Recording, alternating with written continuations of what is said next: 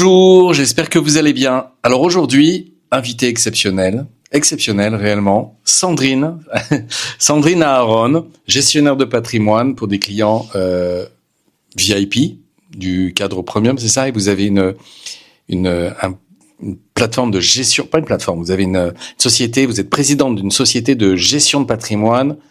Allez, vos clients, c'est quoi? C'est au minimum $1 million?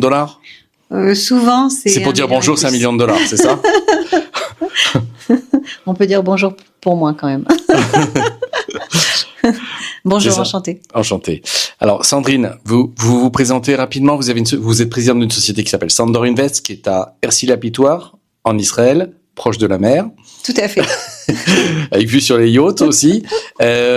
Vos clients, c'est quoi? C'est quel type de clients vous adressez? Alors, nos clients sont des clients privés ou institutionnels, mais majoritairement privés, qui ont de l'argent en banque et qui souhaitent faire fructifier leur patrimoine. D'accord. Voilà. Et comment est-ce qu'on en vient à gérer des patrimoines? Parce que 1 million, c'est pour dire bonjour, c'est l'entrée. Je suppose que le ticket moyen est beaucoup plus élevé. Comment est-ce qu'on en vient là? Et déjà, comment une femme rentre dans un milieu qui est plutôt réservé aux hommes, traditionnellement, on va dire. On parle souvent de trader. J'ai jamais entendu le terme tradeuse. Non, moi non plus. Non plus. Comment est-ce qu'on en vient à non seulement trouver sa place, mais poser ses marques dans un domaine qui est aussi concurrentiel? Je pense que c'est... Vous aimez l'argent? Non. J'aime les challenges. Ok. Donc, je pense que c'est juste, le métier qui m'a intéressée. Et puis, persévérance, professionnalisme. Après, les clients, je pense que ça les rassure aussi d'avoir affaire à une femme bonne mère de famille. Okay. L'expression, c'est père de famille. Combien vous avez d'enfants? Mère de famille. J'ai 3 enfants. Oh, Hachem. 3 enfants, mais je pense que je pense que ça les rassure. Et puis, c'est surtout professionnalisme, sérieux, service, le savoir donner du service aux clients. Et c'est ça qu'ils retrouvent chez Sandor. Vous êtes arrivée c'est quoi l'histoire? Je suis arrivée en Israël. Vous êtes française, oui, je suis française, niçoise. Niçoise. Toujours la mer. Ouais. Donc, je suis arrivée en Israël à l'âge de 18 ans. Et change pas une équipe qui gagne. Okay. Non. Et j'ai commencé mes études à l'université en Israël. Ok. Quelle université? J'ai fait ma licence, mon BA à Bar-Ilan. Et mon MBA, mon master en business, je l'ai fait à Ratzofim, à l'université hébraïque de Jérusalem. Et pourquoi la finance? Parce que c'est un domaine qui m'a séduit. En fait, j'ai une tête assez mathématique, okay. Mais j'avais pas envie de faire des maths ou juste de la physique. Alors j'hésitais entre l'astrophysique. Ah oui. Je me suis dit si je suis pas prise en finance, je ferai de l'astrophysique. Voilà. Non mais c'est sérieux en plus. Mais bon, comme c'était, ça faisait 1 an que j'étais en Israël, donc j'avais pas vraiment le niveau d'hébreu. J'ai cru qu'elle allait me dire j'ai pas de niveau d'astrophysique. Donc en fait c'était assez compliqué pour moi en tant qu'Ola Hadasha d'être acceptée en économie, en finance. En tant que nouvelle immigrante. Parce que l'hébreu était très difficile. Il y avait 40% de personnes qui échouaient, donc quasiment 1 personne sur 2 qui échouait parmi les Israéliens. Donc je me suis dit en comprenant la langue un tout petit peu, ça allait être compliqué. D'accord. Mais bon, vous êtes venue seule ou avec vos parents? Alors, je suis venue seule et mes parents m'ont rejointe. Ah oui, super courageux. Mais mes sœurs étaient là depuis 10 ans. Okay. Donc, il y avait quand même un noyau familial important ici. Pas évident, hein? Non, mais voilà. Donc, vous êtes une femme de chiffres, c'est ça? Oui, on peut le dire. Femme d'argent? Alors, femme d'argent, en fait, mon métier, je le fais pas parce que j'aime l'argent. D'ailleurs, souvent, mais mon équipe me le reproche en me disant tu devrais prendre plus de commissions, plus de frais. Donc c'est pas je fais ce travail parce que j'aime vraiment, parce que je trouve que c'est passionnant, ça bouge tout le temps, beaucoup de challenges, il faut être très réactif et on s'ennuie jamais. Donc voilà. Ok. Et vos premières armes. Donc vous sortez de l'université, vous êtes diplômé, MBA, c'est ça? Oui, j'ai un MBA de finance. Finance. En fait, je commence ma carrière en salle de marché. Donc, en Israël, à Tel Aviv. En Israël, oui. Je suis restée toujours en Israël, donc je commence à Tel Aviv dans des... Il y a beaucoup de jeunes Israéliens qui partent à l'étranger une fois qu'ils ont leur diplôme en poche, parce que les salaires sont plus élevés, parce que il y a plus d'opportunités. C'est sûr. C'est un petit pays, Israël. Vous, il y a eu une question à un moment donné ou En fait, au début, 10-15 ans après le début de ma carrière, mon mari m'a dit, mais écoute, si on part à New York, par exemple, on pourra gagner beaucoup, beaucoup plus d'argent et puis revenir avec, c'est pas du tout les mêmes niveaux. Et en fait, je lui ai dit non, en fait, j'ai fait tout cet effort pour apprendre l'hébreu, pour être en Israël, c'est pas pour Vous aviez partir. déjà des enfants, là? On avait la première. D'accord. Mais disons que ça a juste un sujet qu'on a, qui a été évoqué, mais pas du tout l'objectif de quitter Israël, jamais. D'accord. Et votre mari est dans la finance aussi? Non. Ok. Non. D'accord. Heureusement pour nous. Alors, votre société, Sandor Investment, pardon. Vous pouvez nous en parler rapidement? Bien sûr. Donc, c'est une société. On a un agrément des autorités tutelles en Israël, donc l'équivalent de l'AMF en France. Donc, en fait, en Israël, pour être gestionnaire de patrimoine, il faut que la société ait une licence, ainsi que la personne même. C'est-à-dire, le gestionnaire doit avoir aussi une licence. Montrez patte blanche. Montrez patte blanche, donc c'est des examens, c'est des études, enfin c'est pas simple. Il y a une enquête sur vous en fait. Il y a une enquête et puis après il y a des examens, donc des vrais examens de finance. Et après il y a un stage de 9 mois chez un gestionnaire qui confirmé. Et après ça on a la licence et on peut travailler comme gestionnaire de patrimoine. Et donc là, qu'est-ce qui se passe? Vous avez votre licence, vous montez votre boîte ou Alors non, j'ai commencé donc en salle de marché. J'ai été dans plusieurs. J'ai dirigé une salle de marché. Et puis après, à une certaine période de ma vie, donc je venais de me marier. Enfin voilà, je voulais être un peu plus libre qu'en salle de marché, parce que salle de marché, ça veut dire beaucoup d'heures. Ça veut dire on finit parfois à minuit le soir, puisque à la fermeture de New York. Ça veut dire beaucoup de stress. Donc c'est pas une vie qu'on peut. Enfin, si on veut le faire bien, c'est difficile de le faire toute sa vie. Donc pour laisser un peu de place à ma vie personnelle, j'ai décidé de changer un peu de métier. Et puis l'expérience aussi. Et l'expérience évidemment, ça aide beaucoup quand on a l'expérience de salle de marché. Pour la gestion après, ça fait une vraie différence au niveau professionnalisme. Comment vous vous positionnez en tant que femme dans un domaine où il y a autant d'hommes? En fait, ça a jamais Ça a jamais été un gros sujet pour moi. Les choses se sont faites toutes seules. Alors c'est vrai que j'étais dans des salles de marché où j'étais la seule femme. En fait, j'étais quasiment toujours la seule femme. Après, quand j'ai changé un peu que j'ai voulu faire un peu plus de gestion, donc j'ai dirigé un service de banque privée où là, c'est vrai que dans la banque on retrouve beaucoup de femmes. Donc déjà, il y avait plus de femmes.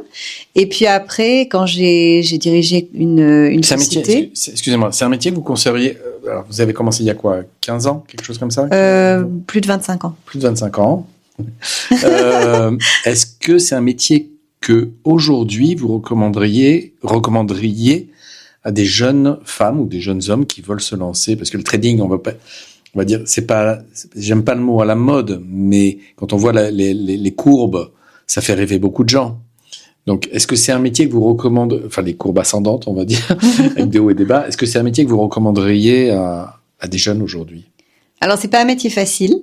Ouais. C'est pas un métier facile parce que beaucoup de stress. Responsabilité toujours. Et puis, si on est gestionnaire, on a aussi des clients. Donc, il y a quand même la relation client. Moi, j'aime beaucoup ça. Mais c'est vrai que c'est aussi un stress. C'est-à-dire qu'on est disponible à peu près tout le temps. C'est beaucoup de disponibilité, beaucoup de responsabilité. Donc, c'est pas simple. Mais d'un autre côté, c'est passionnant. Donc oui, pour des gens qui sont motivés, qui ont envie, qui veulent se donner à 100% et qui veulent un métier où on s'ennuie jamais. Alors j'ai cru comprendre, mais il y a une approche très particulière. Mais la plupart des gens qui veulent entrer dans le trading, je pense que c'est pour gagner beaucoup d'argent rapidement. Alors si c'est pour faire du trading, gagner beaucoup d'argent rapidement, c'est compliqué. C'est compliqué. Okay. Je pense que ça c'est un peu un rêve. Ok. Donc, c'est les années 80, c'est ça? Voilà, c'est les années 80. Aujourd'hui, c'est beaucoup plus compliqué. Alors, on peut faire, bien sûr, beaucoup d'argent. Mais par exemple, sur ceux qui ont acheté du Bitcoin, même il n'y a pas si longtemps, qui ont pu faire beaucoup d'argent, mais est-ce qu'ils sont sortis à temps? Souvent après, moi j'ai vu énormément de gens qui ont pris des risques sur des futurs, sur du forex, sur plein de choses, donc qui gagnent beaucoup et puis qui vont prendre plus de risques évidemment parce qu'ils se sentent plus en confiance et qui vont perdre beaucoup. Donc faire beaucoup d'argent très vite en faisant du trading aujourd'hui. C'est un mythe ou ça existe, ça existe forcément, mais est-ce que ça, allez, on va dire si on prend la loi de Pareto, 20-80, est-ce que c'est plutôt un mythe ou 80... Moi, je connais une règle, c'est la règle des 90. Je la répète pour les auditeurs, vous la connaissez.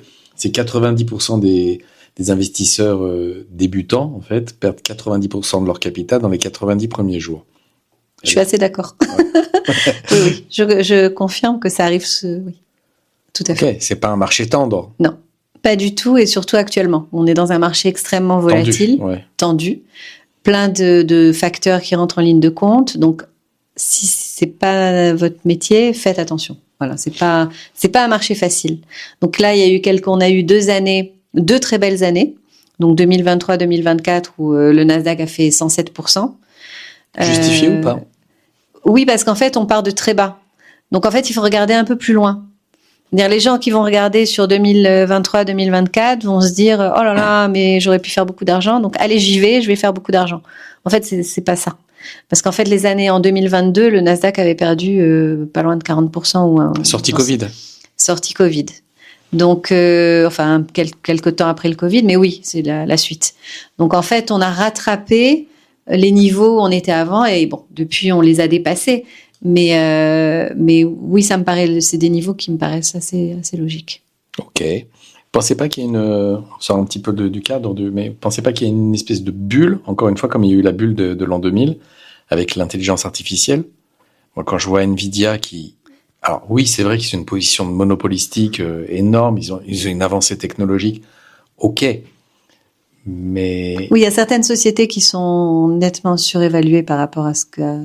Donc prudence. Voilà, mais je pense que Nvidia, on donne pas de conseils, c'est pas du conseil, absolument pas. Ça, il faut, voilà. Là, pas de conseil en investissement. On en parle juste, mais c'est pas du conseil. Discussion entre amis. Discussion entre amis, voilà.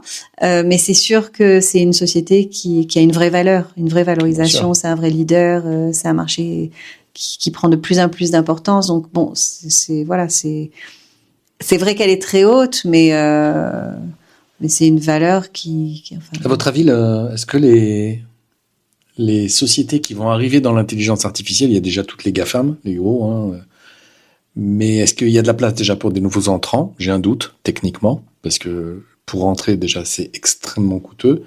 Mais est-ce que vous pensez qu'il va y avoir l'effet des dot-com qu'il y a eu en 2000? C'est-à-dire une envolée, finalement, et toutes ces sociétés liées à l'IA qui vont arriver, qui pourrait tirer encore une fois le marché vers le haut pendant les 20 prochaines années? Je pense qu'on est qu'au début. Okay. Oui, je pense qu'on est qu'au début. Après, il va y avoir plein de secteurs qui vont se développer au niveau de l'intelligence artificielle. Le légal, le médical, voilà, le militaire, c'est encore un autre problème. Plein de choses qui vont se développer, mais oui, à mon avis, on est qu'au début. Ok, très bien, très intéressant. Donc, vous montez votre société. Après avoir été manager dans une banque privée, c'est bien ça? Oui, alors j'étais PDG d'une société qui appartenait à un groupe international. Et suite à ça... Et donc des clients à l'international? Des clients à l'international. Et suite à ça, j'ai monté ma structure, donc depuis 2015. D'accord. Sandor Investment Management. Wow. Voilà, on est basé à Artillerie-Pitoire. Nos clients sont déposés, utilisent des banques dépositaires, donc l'argent est dans la banque. Ok. Donc en Israël? En Israël ou ailleurs. Ça peut être Suisse, Luxembourg, États-Unis. Je précise pour l'audience, c'est que Israël est un petit pays. On est combien? 8 millions, quelque chose comme ça, 8 millions d'habitants? Un peu plus, oui. Un peu plus, 8 millions 6, c'est ça? Ouais. Pas loin des 10 millions. Pas loin des 10 millions. Petit pays, plus de 80 nationalités, et en fait, une communauté juive, essentiellement votre clientèle, qui est présente dans le monde entier. Oui. Donc l'argent circule. Oui. En fait. Tout à fait. Voilà. Tout à fait. Comment vos clients vous trouvent? De bouche à oreille, la plupart du temps. Ils sont pas forcément israéliens, vos clients? Non. Enfin, pas forcément nés en Israël ou... Enfin... Non. Ça peut être des francophones. On a des clients d'Australie, on a des clients d'Afrique du Sud. Donc le cabinet est ouvert 24/24? Alors, on n'est pas ouvert 24/24, Shabbat, mais okay. voilà. Shabbat, les fêtes, mais sinon, en général, on n'est pas ouvert, mais mon téléphone et mes clients ont mon numéro de téléphone, ils peuvent m'appeler. Ah, ils vous embêtent Non, en général, ils sont super gentils, mais bon, des fois, il peut y avoir des soucis particuliers ou un événement particulier ou voilà, ils m'appellent. Ok. Je suis disponible pour mes clients. Et puis il y a l'équipe. Et il y a l'équipe derrière. Vous êtes combien dans l'équipe? On est 8 personnes. 8 personnes, très bien. Qui parlent plusieurs langues. Qui parlent plusieurs langues. Ok. Essentiellement des clients francophones ou? On a beaucoup de clients francophones. D'accord. Pas que ça, mais on a aussi des Israéliens, israélo-israéliens. Ok. Parce qu'on parle des étrangers, mais on a aussi des israélo-israéliens parce que le marché israélien est quand même très intéressant. Donc c'est un marché qui se développe, les rendements sont intéressants, le marché tient bien. Donc on a vu. Là, on le voit. Voilà, historiquement même en 2008, on était un des seuls pays à ne pas avoir connu la crise. Guerre. En 2008, c'était très intéressant. Moi, j'avais plein de copains qui m'appelaient, donc j'étais déjà en Israël. J'avais plein de copains qui m'appelaient tous les jours, les subprimes. Je dis écoute, les magasins sont pleins. Ouais. Les voitures roulent, les magasins sont ouverts. Bon, mais c'est pas par hasard. Hein. Non, c'est pas par hasard. C'est-à-dire qu'on avait à l'époque un ministre des Finances, Monsieur Binyamin Netanyahou, encore lui, il est toujours là, lui, qui a quand même fait venir Stanley Fischer, qui était le directeur de la Banque centrale d'Israël. Un Américain, c'est ça? Un Américain, je l'avais rencontré. exceptionnel. Ouais. Et en fait, ils ont vraiment ils ont vraiment géré le pays de telle sorte qu'on n'ait pas de crise, quoi. C'est vraiment grâce à eux. Ils ont fait un travail extraordinaire. Ok. Donc vous montez votre boîte, vous montez votre société, Sandor Investment, donc RRC du Répertoire face à la mer, c'est ça? Et tout à fait. Génial. Vous avez des clients premium. Les clients premium, comment on les a quand on démarre? On démarre avec un client en général, et puis après on en a 5, 10, 100. Comment ça se passe? Alors, et combien vous avez de clients? En fait, moi, comme ça fait 25 ans que je suis dans ce métier. Donc en fait, j'ai connu des clients au fur et à mesure qui m'ont un peu suivi dans mon parcours. Et donc j'ai commencé mon activité avec déjà un portefeuille assez conséquent de clients. D'accord. Et puis voilà, et puis ça se développe de bouche à oreille. Un client content qui va en parler à son ami, qui va en parler à son cousin, à sa famille. Voilà, donc c'est plutôt du bouche à oreille. Et puis c'est aussi un réseau qu'on développe, donc un réseau de professionnels. Que ce soit des experts comptables, des avocats, vraiment un réseau de professionnels, des partenaires qui peuvent avoir un client qui à un moment donné a un besoin spécifique et donc vont nous l'adresser. D'accord, très bien. Donc il y aura les liens dans la description. Alors j'ai une question. Dans on va dire dans l'ADN juive, il y a cette idée de transmettre une affaire à ses enfants, ou de les mettre sur les rails, de leur apprendre à nager, pour être tout à fait exact. Au sens littéral, en tout cas. Est-ce qu'il y a des familles juives, et en fait, avec votre expérience, qui éduquent leurs enfants à la finance, par exemple, en leur faisant participer à vos rendez-vous, ou en leur apprenant, en fait, comment ça se passe? Oui, alors en fait, il y a deux types on peut voir deux types de clients. Donc, ceux qui ne veulent pas dire à leurs enfants combien ils ont, parfois même pas à leur épouse. Surtout à leur épouse. C'est ça, on est d'accord, ok. Voilà, donc il y en a beaucoup. Beaucoup de clients donc qui font ça tout seuls et qui ne veulent pas mêler la famille pour toutes sortes de raisons. Et puis il y a ceux qui se disent au contraire, on amène les enfants, on leur explique, ils sont là aux réunions, ils posent des questions, voilà. Donc il y a les deux. Il y a vraiment les deux. C'est très intéressant. Et une autre facette qui doit se refléter, à mon avis, dans votre activité, c'est tout ce qui concerne la tzedaka et le maaser. Hors antenne, vous m'avez donné un exemple que j'ai trouvé intéressant. Est-ce que vous pourriez nous le... Oui, bien sûr. Bien sûr. Donc, effectivement, on a souvent des clients qui vont avoir envie de faire des dons. Donc, ils peuvent s'adresser à nous. Donc, ça peut être, comme on disait, donc j'ai un client qui m'a dit je voudrais acheter une ambulance. Donc ça c'est il y a 2 jours. Donc on va l'aider. Combien ça coûte une ambulance? Alors ça dépend. Il y a 2 niveaux d'ambulance, mais on va dire entre 150 et 200 000 euros. D'accord. Après il peut y avoir des dons aussi pour MADA. Donc ça peut être une moto. MADA, vous expliquez ce que c'est? Magan David Adom. Donc c'est le service de l'équivalent de la Croix-Rouge en Israël. Voilà. Donc du coup on peut donner une moto, on peut donner une voiture. Donc, on n'est pas forcément obligé d'acheter une ambulance. Aussi. On peut faire un don pour l'équipement. Et donc, comment vous les aidez? Il a besoin en fait, il veut faire un don de 150 000, 200 000 euros. C'est à peu près ça? Oui, pour acheter une ambulance. Tout à fait. Qu'est-ce que ça signifie pour vous, concrètement? Pour moi, concrètement, c'est avoir les relations avec Mada, lui faciliter les choses, vérifier tous les tarifs, etc. S'occuper après.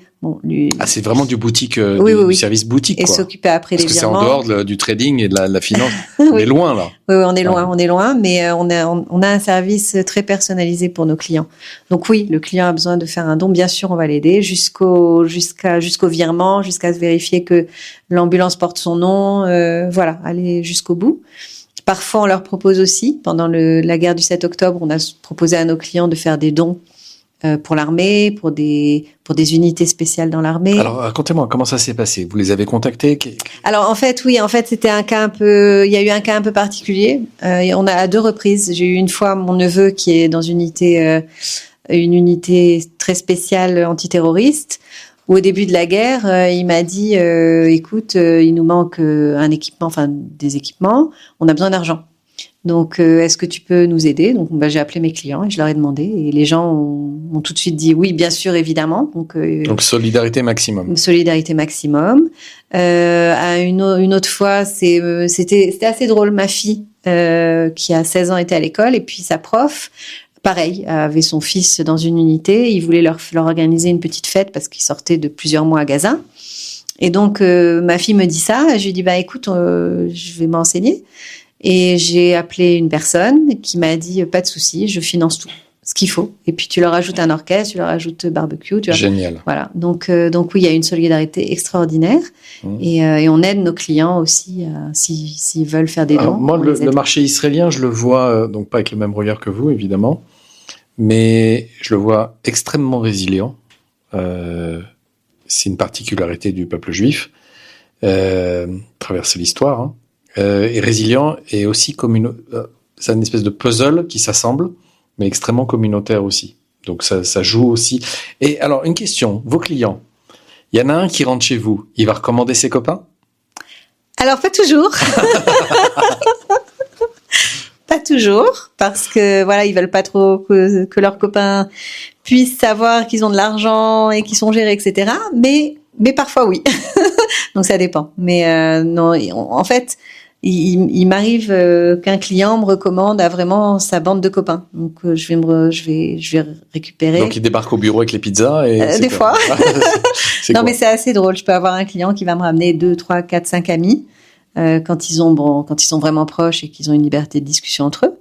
Et du coup, je récupère des familles aussi. Voilà. Dans ce domaine-là, les clients, vous n'allez pas les chercher, c'est plutôt eux qui viennent à vous, c'est ça? C'est ça? Oui. Et ça se passe surtout par recommandation? Surtout par recommandation, oui. D'accord. Ok. Parce que c'est un marché qui est extrêmement concurrentiel. Alors, pas tant que ça. Okay. Au niveau de la gestion de patrimoine comme la nôtre. Parce que vous êtes. D'ailleurs, c'est quoi le patrimoine? Enfin, la fortune moyenne que vous gérez? Les portefeuilles sont entre 3 et 5 millions de dollars. D'accord. Et donc, je peux pas rentrer. Non, si, mais en fait, on regarde, c'est la moyenne, mais si c'est un portefeuille dans les 500 000, 1 million de dollars, on regarde aussi. Ce qui nous intéresse, c'est plutôt le potentiel du client derrière. Donc, souvent, un client va commencer par 500 000 ou 1 million de dollars pour nous connaître. Ce qui est tout à fait, moi, je trouve ça complètement normal. Il teste. Il veut voir la façon de travailler, il veut voir la transparence, nous connaître, quoi. Et en général, ces portefeuilles-là grandissent très vite derrière parce que à partir du moment où il y a la relation de confiance, ça y va. Voilà. Donc, Ok. Et vous faites autre chose que du... Oui, on fait autre chose. Dites-moi. Donc, en fait, on a notre structure... Et combien vous avez de clients? À peu près, juste pour avoir une idée. On a quelques centaines de clients. Donc, on est une petite boutique. Okay. On n'est pas un gros mastodonte parce qu'en fait, chaque client va avoir beaucoup de services. On va lui donner beaucoup de services. Oui, bien sûr. Et vous connaissez son historique, sa famille, ses histoires, ce qu'il veut, ce qu'il veut pas. On connaît tout, tout, vraiment. Il n'y a pas de CRM. Non, tout est dans la tête. Tout est dans la tête, c'est exactement ça. Tout est dans la tête. Confidentialité. Absolument. Ok. Tout à fait. Et donc, on a aussi une autre activité. On a une autre structure qui s'appelle Smart House, où là, on développe tout ce qui est autre chose que de la gestion de patrimoine. En fait, on va mettre toutes les activités qui n'ont pas besoin d'agrément. ce qui veut dire de l'immobilier, de la dette privée. Comment ça s'appelle? Smart House? Smart House. Les maisons intelligentes? Oui, maison intelligente. Et donc, en fait, voilà, ça peut être de l'immobilier. Donc, là, on est en train de développer un secteur immobilier. On a des promoteurs qui travaillent avec nous. Parce qu'en fait, on a un réseau vraiment, je vous le dis, depuis 25 ans. Sans trop développer, parce que je pense que ce sera un deuxième podcast. Très bien. Donc on en parlera. Je vois on fait aussi de l'immobilier, on fait de la dette privée, on fait beaucoup de choses. Ok. Et sur l'activité trading, on va dire. Oui. Qu'est-ce que vous voyez les programmes d'intelligence artificielle qui se répandent, on va dire. Bon, il y a BlackRock, il y a Aladdin, il y a Bloomberg qui a sorti son propre programme. Tout à fait. Donc ça va de plus en plus vite. C'est du traitement extrêmement hyper accéléré, on va dire. Comment vous voyez le marché par rapport à ça Alors, le marché est beaucoup plus volatile que ce qu'on a connu. Et ça va continuer comme ça? Et je pense que ça va continuer comme ça. Oui, ça va continuer comme ça parce que les ordres sont passés de plus en plus vite. Donc, on est en nanosecondes et plus en minutes. Okay. Parce que quand j'ai commencé à travailler, ça prenait des minutes. Il fallait rentrer l'ordre dans le système. Et même avant, il fallait téléphoner, passer l'ordre à la personne qui était à la bourse qui à la crier, quoi. Donc voilà, aujourd'hui, ça va extrêmement vite. C'est pour ça qu'on voit des mouvements aussi violents. D'accord. À la hausse comme à la baisse, les deux. Ok. Et pour servir vos quelques centaines de clients qui sont en premium, on va dire, qu'est-ce que vous avez mis en place comme innovation? Qu'est-ce que vous avez... Vous m'avez expliqué comment vous m'avez dit comment je récupère. Voilà comment je récupère, Lionel, mes clients. Essentiellement la qualité de mon service, le bouche à oreille. Mais derrière, il faut structurer. Bien sûr. Gérer quelques centaines de clients. Moi, je l'ai fait. Et je sais que il faut processer, il faut optimiser, c'est un vrai travail, quoi. Ça veut dire qu'il faut poser sa tête quelque part et savoir comment on fait ça, apprendre comment on fait ça et toujours corriger tout le temps en permanence. Absolument. Mais c'est pas évident mais c'est la seule façon, en fait, d'avoir un une clientèle en croissance. Tout à fait. Je pense que l'exemple qu'on connaît dans le monde, que tout le monde connaît, en fait, dans le monde traditionnel, c'est McDonald's. Il a fait un travail, il a inventé le concept, carrément. Mais alors, quand on touche à l'argent, quand on touche à la transmission de patrimoine, quand on touche à l'émotionnel qu'il peut y avoir par rapport à Israël, comment vous faites? Moi, je suppose qu'après le 7 octobre, il y a déjà eu beaucoup de gens. Le 7 octobre, c'est ton Shabbat, de mémoire. À mon avis, le dimanche matin, vous avez dû avoir des tonnes d'appels ou d'emails de gens qui étaient paniqués, non? Non, même pas. Même pas, ils étaient tranquilles. Bon, même pas. Choc, non, ouais. non, je pense que les gens, le 7 octobre, les gens étaient paniqués par autre chose que par leur argent. Oui, c'est clair, très clairement. Mais oui, mais il y a eu des périodes, effectivement, pendant le Covid, par exemple, ou au début du Covid, panique, les gens m'appelaient. Alors, La question, c'est comment vous faites pour gérer? Vous avez des centaines de clients. Alors justement, en fait, parce qu'en plus, jamais eu des. C'est à vous qui veulent parler. Oui. Même si vous avez tous vos collaborateurs, oui. Au final, c'est Sandrine. Tout à fait. C'est ça? Oui, en général. C'est toujours comme ça, quoi. Oui. Donc, en fait, je pense que les gens me connaissent. Et donc, même pendant le Covid, j'ai dû avoir, 20 clients qui m'ont appelé. Parce qu'ils savent que je gère en bonne mère de famille et que je vais pas prendre de risques pour leur argent. Et en fait, les gens étaient assez sereins de savoir que leur argent était géré par nous. Et en fait, comme on est une petite structure et qu'on est très réactif, puisqu'on est petit, donc dès que le Covid, ça a été très simple, dès qu'on a vu qu'il a commencé à avoir que la maladie commençait à se propager, que les marchés commençaient à baisser, j'ai vendu toute ma part action. Donc mes clients m'ont appelé, les quelques clients qui m'ont appelé en me disant qu'est-ce qui se passe sur nos portefeuilles, je leur disais vous pouvez dormir tranquille, vous avez 0 action. Donc tout va bien. Donc et les gens me connaissent, ils savent que j'ai aucun état d'âme de si je sens pas le marché, de tout vendre. C'est pas grave, je rachèterai après. Mais au moins je fais pas courir de risque à mes clients. Et donc c'était très drôle parce que par exemple ça les a rassurés. Complètement. Ils se sont dit, complètement. Sauvé, quoi. En fait ils le voient avec les crises qui se succèdent. Ils voient que je sais gérer les crises et voilà, et puis qu'au pire les portefeuilles vont baisser un peu parce qu'on est quand même dans le marché, mais que derrière, on sait gérer, que ça remontera derrière. Donc une femme d'argent qui a la tête froide. Exactement. Exactement, c'est ça. Et moi, j'ai une question, on va dire, complémentaire.